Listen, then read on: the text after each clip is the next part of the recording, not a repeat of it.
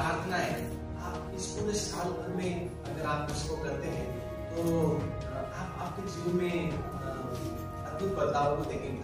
वो तो प्रार्थना है, वो आपको आप सीखेंगे या फिर आप अनुभव करेंगे, या जब आप 6 महीने बाद पलट कर देखेंगे इस साल में 2024 में, तब आप पाएंगे कि आप किस रीति से परमेश्वर के साथ चल रहे हैं। जैसे हनोक परमेश्वर के साथ चला, जैसे मूसा परमेश्वर के साथ चला, जैसे अब्राहम, जैसे नूह, जैसे दाऊद परमेश्वर के साथ चला, जैसे खुद प्रभु यीशु मसीह उसके पिता के आत्मा के साथ, पवित्र आत्मा के साथ वो चलता था, वैसे आप अपने जीवन में अनुभव करेंगे कि किस रीति से परमेश्वर के साथ चला जाता है। हालेलुया। एक वर मैंने यहोवा से मांगा है, इसी को प्राप्त करने के प्रयत्न में मैं यत्न करूंगा कि मैं उसको पाऊं। मेरे पूरे जीवन काल में मैं परमेश्वर के भवन में रहने पाऊं। उसका कारण ये है क्यों मैं परमेश्वर के भवन में रहना चाहता हूँ, because I want to see the beauty of the father God, क्योंकि मैं उसकी सुंदरता को निहारते रहना चाहता हूँ। हमको कौन परमेश्वर के सामने जो है परमेश्वर को देख सकते हैं, उसके विषय में हमको उसकी बाट जोहनी है। मैंने पहले बताया कि धीरज धरो, है ना। यशायाह 40 उसके 28 से 31 में अगर आप पढ़ते हैं तो उसमें लिखा है, क्या वचन है वो, जो यहोवा की बाट जोहते हैं, जो परमेश्वर की राह देखते हैं, उसके लिए ठहरे रहते हैं, वो नया बल प्राप्त करेंगे। गरुड़ के समान वो नया बल प्राप्त करेंगे। और गरुड़ की कहानी शायद आपने कई बार सुनी होगी, मैं वो नहीं बताना चाहता क्योंकि टाइम की वजह से। तो गरुड़ पक्षी के समान वो नया बल प्राप्त करते हैं, है ना। तो यू हैव टू वेट, आपको रुकना होगा, आपको ठहरना होगा। परमेश्वर की जो भविष्यवक्ता होते थे पुराने समय में, परमेश्वर एकदम, हम जब बाइबल पढ़ते तो हमको देखने के लिए मिलता कि तुरंत उनके पास परमेश्वर ने बात कुछ संदेश उनको दिया, कुछ वचन उनको सुनाया। तो ये कैसे होता था, ये कोई वायर या केबल या कनेक्टर नहीं था, है ना। ये जोड़ दिए, रिसीव कर लिए और निकाल लिए, ऐसा वो नहीं था मेरे प्रियो। वो अननेसेसरी, बिना कारण कोई काम नहीं है, फिर भी वो परमेश्वर की हुजूरी में बैठे हुए घुटने में। आप एलीशा को देखो, जब नामान उसके पास आया, वो अपनी कोठरी में था। क्या कर रहा था कोठरी में? आराम नहीं कर रहा था, वो परमेश्वर की हुजूरी में बैठा हुआ था। परमेश्वर ने उसको पहले बता दिया था कि फलाना फलाना व्यक्ति तेरे पास आने वाला है। तो वो गया राजा के पास, नामान कोढ़ी जो था वो राजा के पास गया।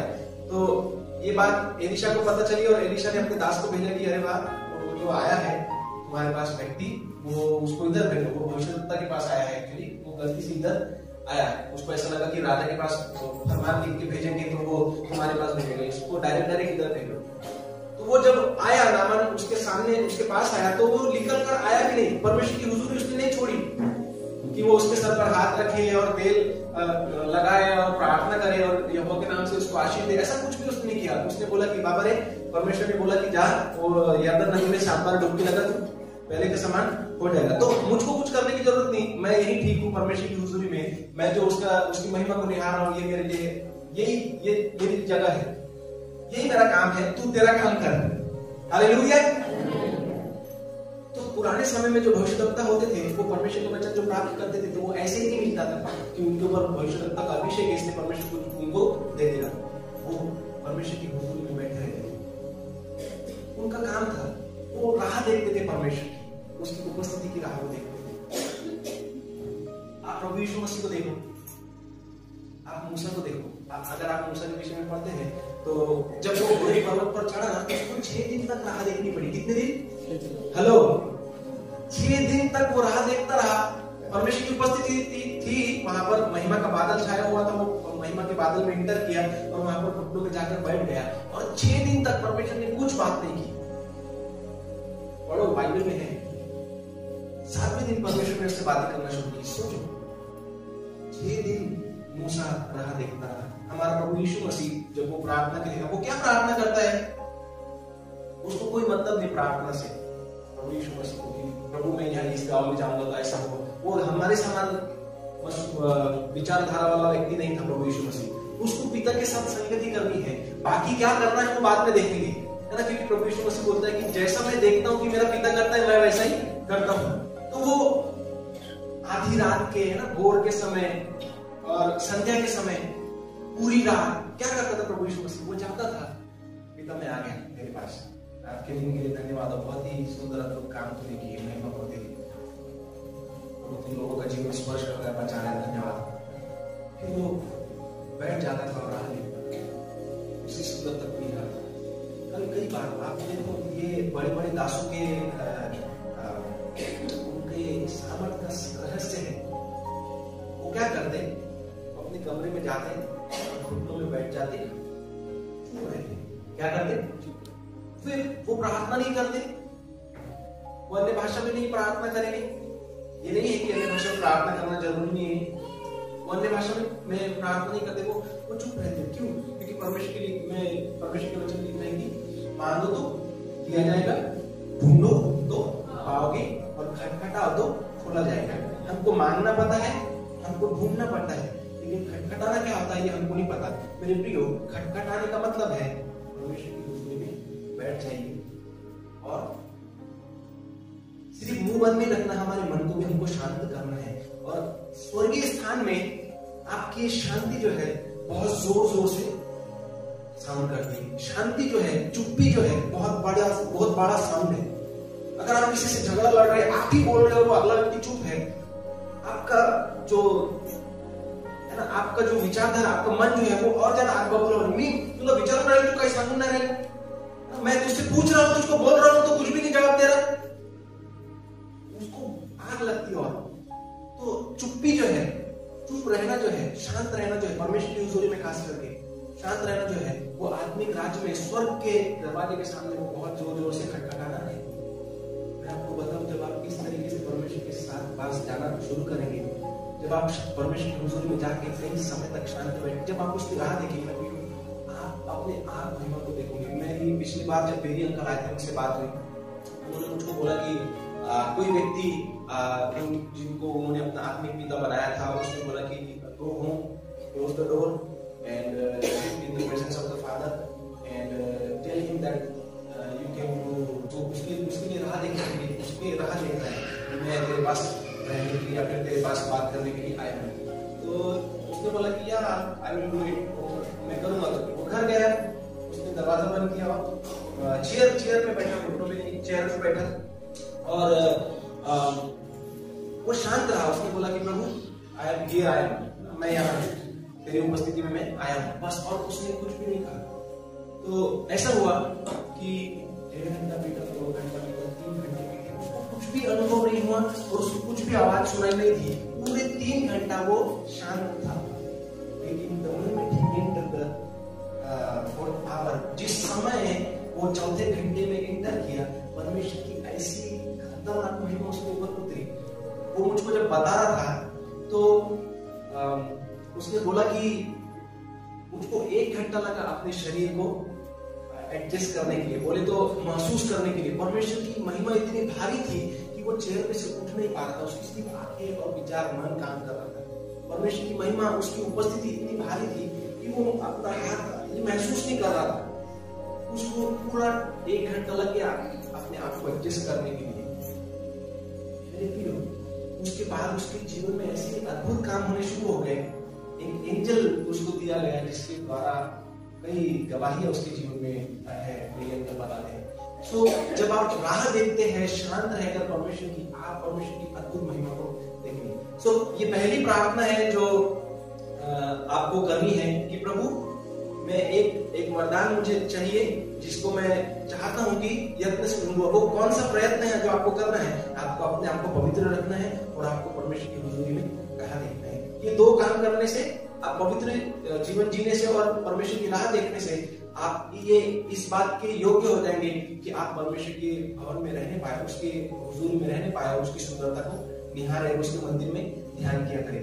दूसरी प्रार्थना जो बहुत ज्यादा सुंदर और बहुत ज्यादा गंभीर है, भजन संहिता 51 उसका 11।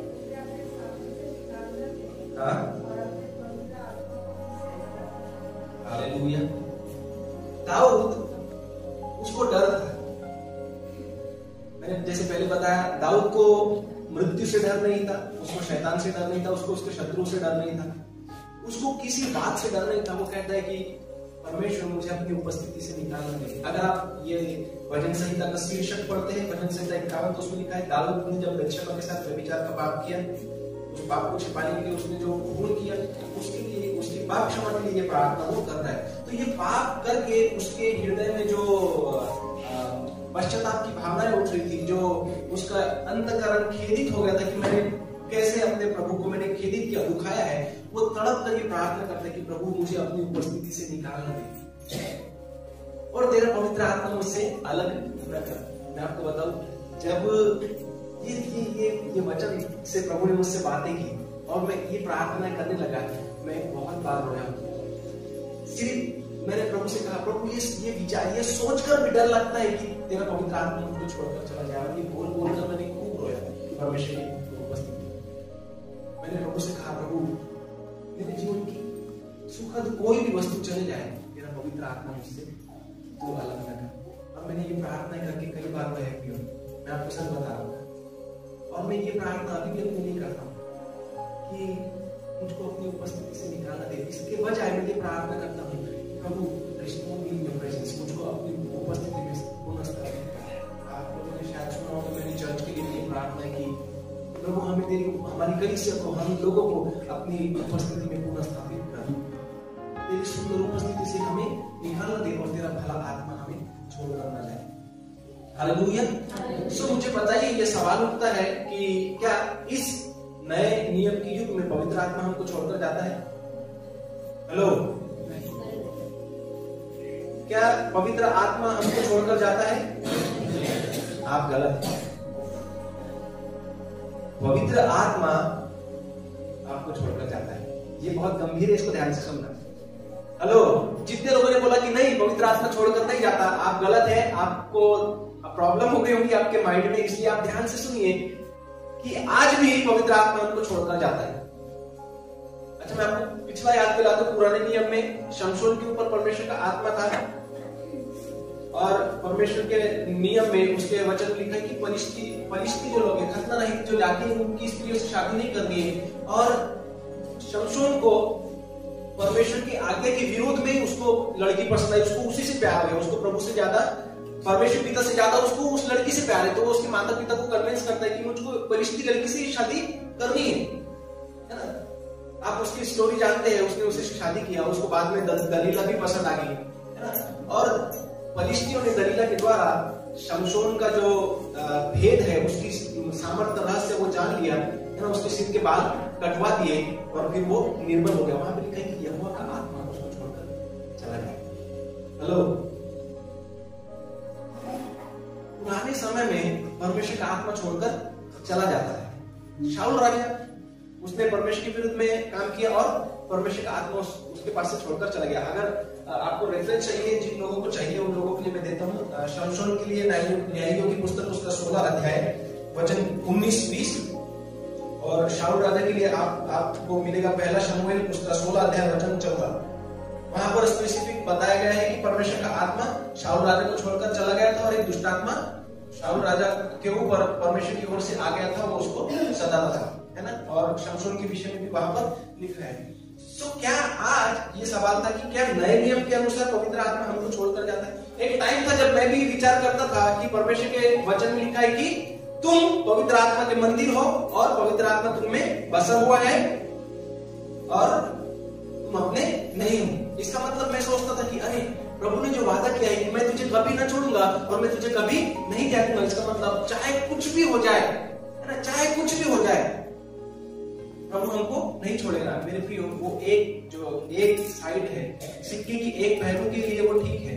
चाहे जीवन में कैसी भी परिस्थिति हो वो हमको नहीं छोड़ेगा। लेकिन अगर ये दूसरा पहलू देखें, चाहे मैं कितना भी नीच और गंदा और पाप में और व्यभिचार में जीवन जीऊं, प्रभु मुझको नहीं छोड़ेगा। ये गलत है। हालेलुया। अगर वो पवित्र परमेश्वर का आत्मा तुम्हारे अंदर रहता है और अब भी तुम्हारा जीवन वैसा ही है, तो मैं आपको बता दूं, वो आपकी और मेरी तरह साधारण नहीं है कि वो अपनी बेइज्जती सहन करे इसलिए कि वो आपसे बहुत प्यार करता है। हेलो, परमेश्वर के वचन में लिखा है, आइए 2 वचनों को हम पढ़े। इफिसियों की पुस्तक वचन अध्याय 4 वचन 30, उसमें लिखा है कि परमेश्वर के आत्मा को शोकित मत करो। परमेश्वर के आत्मा को शोकित मत करो। परमेश्वर के, हम कैसे शोकित करते परमेश्वर के आत्मा को? अपने हृदय को जांचे, अपने चाल चलन को जांचे। जब आप जांचेंगे, तब आप पाएंगे कि अरे मैंने फलाने व्यक्ति को बुरा कहा है, तो उस कारण से तो ये बहुत ज्यादा सेंसिटिव है। आप जागृत हो जाएंगे, बहुत ज्यादा गंभीर ये है। ऐसा नहीं है कि अगर कुछ बोल दिया तो कोई फर्क नहीं पड़ता, प्रभु भला है माफ कर देना, अरे वो भला है वो माफ कर देना। लेकिन आप नहीं जानते आपके ऐसे स्वभाव के चक्कर में आप परमेश्वर की महिमा को खो रहे, ये गंभीर है। आप उद्धार से नहीं वंचित रहेंगे, आपको उद्धार मिलेगा ठीक है, लेकिन जो परमेश्वर की महिमा आपके जीवन में आपके लिए रखी गई है उससे आप वंचित हो जाओगे। सो परमेश्वर की पवित्र आत्मा को शोकित मत करो। मुझे बताओ परमेश्वर का पवित्र आत्मा क्या इतना खाली दर्जे का है, इतना नीचे दर्जे का है कि आप कैसा भी जीवन जीते रहे और वो आपका साथ देते रहे? क्यों? क्योंकि उसने वादा किया है। क्या ऐसा वो है? परमेश्वर का आत्मा बहुत ज्यादा सौम्य, बहुत ज्यादा प्रेमी, बहुत ज्यादा मृदु हृदय उसका वो है, बहुत कोमल वो है, बहुत सेंसिटिव वो है। मैं समझ नहीं पा रहा कि किस तरीके से मैं उसकी सेंसिटिवनेस को आपको बताऊं ताकि आप समझ पाए कि कैसे। जैसे स्पंज होता है पानी भरा, उसमें अगर आप टच करेंगे तो तुरंत पानी बह निकलेगा। पवित्र आत्मा उस प्रकार से अगर आप उसको हर्ट करते हैं तो तुरंत छोड़ के चले जाते हैं। अच्छा, आपको ऐसा लगता है कि पवित्र आत्मा छोड़ के चले गए तो हमको पता नहीं चलता? दूसरे भी वचन में लिखा है, पहला दुष्कृतियों 5वां अध्याय वचन 19 में लिखा है, पवित्र आत्मा को न बुझाओ। क्या लिखा है? आत्मा को न बुझाओ, आत्मा को न बुझाओ। तो आपके अंदर पवित्र आत्मा की आग जो है, अगर आप परमेश्वर के वचन के विरोध में जीवन जीते तो उस आग को आप बुझा रहे। तो पवित्र आत्मा जो है, मैंने बताया कि वो स्पंज के समान, आप उसे छुओगे और वो चला जाएगा। तो इसके क्या चीजें हैं कि हम कैसे पता लगा सकते हैं कि पवित्र आत्मा हमको छोड़कर चला गया है? देखो, मैं तो अन्य भाषा में भी प्रार्थना करता हूँ, मैं अन्य भाषा में भी प्रार्थना करता हूँ, है ना। आप बोलेंगे मेरे अंदर पवित्र आत्मा है, क्यों? क्योंकि वो अन्य भाषा का दान अभी भी है। मैं एक बहुत सुंदर उदाहरण आपको बताता हूँ जो परमेश्वर के बहुत सुंदर दास से मुझको मिला, SR मनोहर साहब, जिनको संतोष दादा जानते हो, उनसे वो मिले भी है शायद। तो उन्होंने एक उदाहरण दिया एक मैरिड कपल का। एक शादीशुदा जोड़ा था, नई शादी हुई और कुछ समय के बाद में उनके बीच में अनबन होने लगी और उसका जो हस्बैंड है वो छोड़कर, अच्छा ये साथ में चर्च जाते थे तो पास्टर हमेशा उनको देखता था कि ये अच्छा नया फैमिली है, खुशहाल परिवार है। लेकिन कुछ समय के बाद में उनके व्यवहार से समझ गए कि समथिंग प्रॉब्लम है और फिर उसने बोला कि ये तो होता ही रहता है। लेकिन एक समय ऐसा हुआ, उसका पति उसको छोड़कर चला गया और उसकी पत्नी अकेली आई। उसने कोई प्रॉब्लम कई हफ्तों तक जब वो अकेली आई, उसने उससे पूछा कि क्या हुआ, तेरा पति तेरे साथ में नहीं आता? तो उसने बोली कि वो तो मुझे छोड़कर चला गया है। उसने उसके हाथ में रिंग देखी, उस लेडीज के हाथ में रिंग थी और उसने बोला कि फिर ये रिंग आपके हाथ में है, ये आपने दूसरी शादी की? उसने बोली नहीं, मेरा हस्बैंड मुझे छोड़कर चला गया, लेकिन ये रिंग है अभी भी है, उतरता नहीं। हेलो, कितने लोग समझ रहे हैं? पवित्र आत्मा आपके जीवन में आया, आपके जीवन की आप जिस तरीके से जीवन जीते उसके कारण से वो आपको छोड़कर चला गया। लेकिन जो रिंग है, वो जो गिफ्ट है, टंग्स जो है, कराहट, वो अभी आप में है। तो बिना पवित्र आत्मा के भी आप अन्य भाषा में बोल सकते हैं, क्योंकि अन्य भाषा और पवित्र आत्मा का कनेक्शन जो है वो ऐसा खास कनेक्शन नहीं है, वो वरदान है, आपको दिया गया है, वो वरदान है। तो गिफ्ट आप यूज कर सकते हैं बिना पवित्र आत्मा के। मैं आपको प्रूफ देता हूं, सबूत देता हूं। मुझे बताओ, यीशु मसीह के 12 शिष्यों ने चिन्ह चमत्कार कब किए? पवित्र आत्मा पाने के पहले या पवित्र आत्मा पाने के बाद? पहले भी किए और बाद में भी किए। इसका मतलब चिन्ह चमत्कार, दान, वरदान, भविष्यवाणी, ये सब कहां से बिलोंग करते हैं या फिर इसका सोर्स क्या है? तो परमेश्वर के जो दान है, जो वरदान है, जो ऑफकोर्स पवित्र आत्मा के द्वारा ही चलन करते हैं, ये वरदान है। और परमेश्वर जब किसी को देता है तो उसको वो लेता नहीं, उसके बजाय वो ऐसा करता कि और नीचे इंसान को तुम्हारे से डबल देकर उसको ऊंचा उठाता, ताकि तुमको तुम्हारी कमी, तुम्हारी गलती है वो दिखाई दे। सो कभी भी मत सोचे मेरे प्रियो कि पवित्र आत्मा आपको छोड़कर नहीं जाता। आपका जीवन ड्राई अप हो जाएगा, सूखा।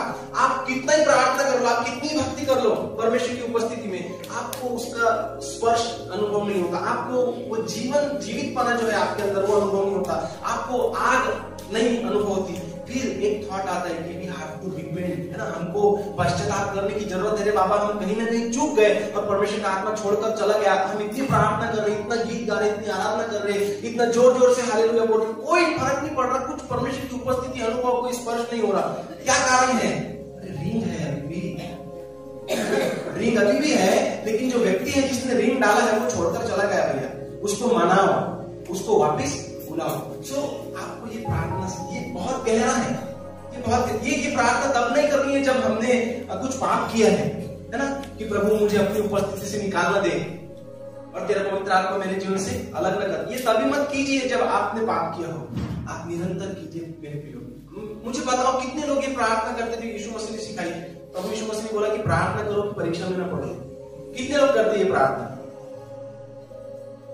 वो बात वाली प्रार्थना नहीं बोल रहे, कह रहा हूं जो हम प्रभु की प्रार्थना करते कि प्रभु हमें परीक्षा में न ला। आप पर्सनली, इंटेंशनली, जानते बूझते, सोचते समझते, जागृत होते हुए कब ये प्रार्थना करते, प्रभु ये मैं जानता हूं कि जीवन में बहुत तकलीफें हैं, बहुत समस्या है, मुझे परीक्षा में मत पढ़ने दी।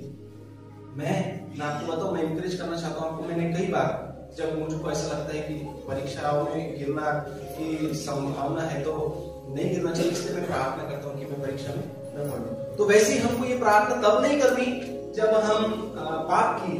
मैं ये दो प्रार्थनाएं जो आपके लिए बता रहा हूँ, भजन संहिता 27:4 और भजन संहिता 51 उसका 11 वचन, ये दो प्रार्थनाएं मैं अपने जीवन में कंटिन्यूसली लगातार प्रार्थना कर रहा हूँ। परमेश्वर से कह रहा हूँ, मैं ये वरदान मांगता हूँ कि मैं तेरे हुजूर में, तेरे भवन में रहने पाऊँ, जिससे कि मैं तेरी मनोहरता को देख सकूँ। एक शब्द में मैं प्रार्थना करता हूँ, ये वचन लेकर मैं प्रार्थना नहीं करता, पर इससे इंस्पायर होकर मैं प्रार्थना करता हूँ। मैं बोलता हूँ प्रभु मैं तेरी महिमा को देखना चाहता हूँ, मेरी आत्मिक आंखों को खोल दे। और मैं प्रार्थना करता हूँ परमेश्वर से, प्रभु मुझको अपनी उपस्थिति से निकालना दे और मेरे तेरा पवित्र आत्मा मेरे जीवन से। और जब मैं झूठ को बताता हूँ, जब ये प्रार्थना मैं करता हूँ, कई बार होता है, मैं आपको पहले भी बताया कि कई बार मैं भावुक हो जाता हूँ। सोचकर भी डर लगता है कि पवित्र आत्मा हमको छोड़कर चला जाए। आप कैसे उस सहायक के बिना जीवन जी सकते हैं? आप कैसे उस परमेश्वरीय दैवीय व्यक्ति के बिना जीवन जी सकते हैं जिसने आपके लिए सब कुछ किया, सब कुछ दिया? मेरे प्रियो, अगर आपके जीवन में ऐसी परिस्थिति है तो आज ही पश्चाताप करें और परमेश्वर के पास जाके कहें कि प्रभु इन दो प्रार्थना के द्वारा मेरा जीवन बदल दे। मैं पवित्र जीवन जीना चाहता हूँ। मैं तेरे लिए ठहरा रहूंगा प्रभु, सब वस्तुओं से ज्यादा अधिक तुझसे प्यार मैं करूंगा। सो मुझे तू चाहिए। और आप उसको प्रार्थना करें कि मुझे अपनी उपस्थिति में पुनः स्थापित कर, मुझे अपनी उपस्थिति से निकालना दे और तेरा पवित्र आत्मा मुझसे अलग न कर। जब आप ये प्रार्थना करेंगे, आप पिछले 6 महीने मतलब 6 महीने बाद आप देखेंगे अपने आपकी जर्नी, आपका चाल चलन, आपका स्वभाव कैसे बदल गया, कैसे परमेश्वर की महिमा, उसका अनुग्रह, उसकी उपस्थिति आप अपने जीवन में अनुभव करते हो। हालेलुया। हो सकता है 2019, 20, 21, 22, 23 तक का आपने प्रार्थना की हो, है ना। मान लो परमेश्वर की उपस्थिति यहाँ है, वो यहाँ पर बैठा है और आप 2019, 20, 21 में यहीं पर 1 घंटा प्रार्थना कर रहे हैं और यहीं तक पहुंच रहे और यहाँ से खत्म करके अपने जीवन में चले जा रहे हैं। यहीं तक आप आ रहे हैं, यहीं तक आप आ रहे हैं और खत्म कर रहे हैं। लेकिन ये 24 वो साल है जब आप उसकी महिमा में इंटर करेंगे, क्योंकि उसने आपके लिए दरवाजा खोला है मेरे प्रियो। हालेलुया। और वो राह देख रहा है कि आप उसकी राह देखते हैं या नहीं। वो ये राह देख रहा है कि आपके दिल में उसके प्रति कितनी भूख प्यास है, कितनी भूख प्यास है। जब आप अपनी भूख प्यास उसको दिखाएंगे, जब आप उसके लिए ठहरे रहेंगे, उसके लिए रुकेंगे, उसकी बाट जोएंगे, तब आप उसकी उस अति पवित्र स्थान में, उसकी महिमा के बादल में आप इंटर करेंगे और वो आपके जीवन में देखने के लिए मिलेगा। हालेलुया। कितने लोग चाहते कि आपका जीवन ऐसा हो जाए? तो जितने लोग चाहते सिर्फ वही लोग खड़े हो। आइए हम खड़े हो जाएंगे, हम प्रार्थना करेंगे और हम आगे आप सभी लोग प्रार्थना कीजिए। मैं पीछे गीत गाऊंगा, आप प्रार्थना कीजिए कि प्रभु मुझे अपनी उपस्थिति से निकालना दे और तेरा पवित्र आत्मा मुझसे अलग न करो, मैं तेरी महिमा को देखना चाहता हूँ। न सोना मांगू, ना मांगू चांदी। सब लोग प्रार्थना कीजिए। तेरा चेहरा मैं तकता रहूं, ना हीरा मांगू ना मांगू मोती, तेरा चेहरा मैं